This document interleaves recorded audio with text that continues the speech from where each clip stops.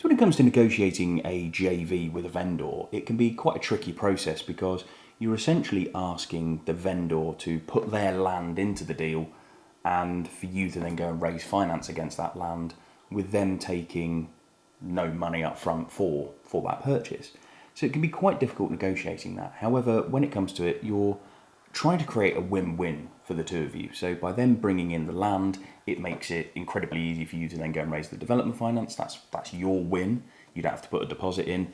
When it comes to generating the vendor's win, you are trying to persuade them by them coming into the JV. Not only are they protected, because you've got to make sure that they're protected from if anything goes wrong with the development finance, so you've got to make sure that they're sort of as legally protected as possible, and they'll want that as well.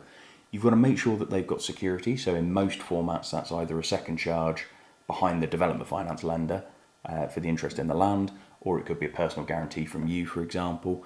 But when it comes to negotiating, you've got to make sure that they believe coming into that JV with you is better than putting the property on the open market.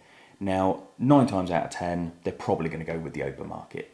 However, if you can put forward a deal format where they are making more money over maybe a longer period of time, maybe over 12 months, 18 months, but if they're making more money than if they'd put the property on the open market, then obviously that's going to pique their interest. And if they're securitized and feel legally sound within the deal, then obviously that helps as well.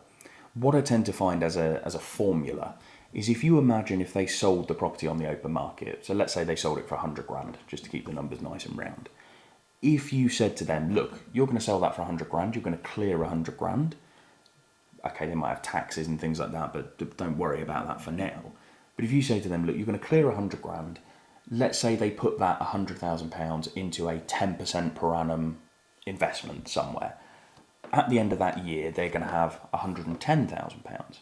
So what I tend to find as a formula is you need to find a way that persuades them that investing into a JV with you is better financially over that 12 to 18 months than selling it and reinvesting it or doing whatever with it. So in that scenario, you would have to say, well, look, if you come into a JV with us, we will give you £125,000, for example, as long as it obviously stacks up within the deal, which it should do because you wouldn't be paying interest on the purchase like you normally would be because they'd be bringing the land in as part of the JV. If you offer that 125, all of a sudden it's more financially appealing to them to actually have that. What you could also find out as well is what are the pain points for the vendor? Are they looking to retire? Are they looking to go on holiday? Are they looking to buy a new car? Things like this. Just find out what their pain point is, because if it is that they want to sell it because they want to go to Disney World or whatever, or they want to spend out on a 10 grand holiday, is there something you can do whereby you offer to give them 125,000, but actually they can take 10 grand early on? So at that point, actually what happens is they can go and do their holiday and they can then sell the property over the following 18 months and work out better financially. So there's these pain points that you need to work out throughout that in order to work out exactly what it is that's going to make them say yes. But if you can work that out, hopefully negotiating a JV with the vendor shouldn't be a huge problem.